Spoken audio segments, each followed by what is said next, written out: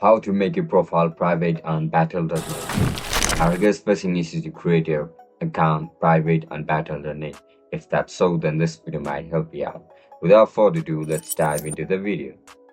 To switch your account from public to private on Battle.net, first of all, open the Battle.net application on your mobile device. Once you open the app, just simply log in into your account with your registered email and password. As soon as you get logged in, now just simply look at the top left corner of your screen where you can see this profile icon. Just simply tap on the profile icon. After you click on it, you can see multiple options available at this point. Just simply tap on account settings.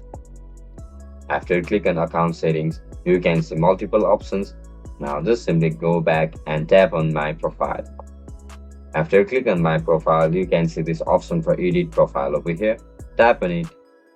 After you click on it, you can see this option for profile privacy. You are looking to make it private, right? Just simply select the last option, only me. After you tap on only me, head over to this option, save. Just simply tap on save. After you click on save, your profile will be switched to private. So as you guys can see, our profile privacy is only me, which basically means for a private account. That's it, guys. That's how you're going to switch your account from public to private on Battle.net.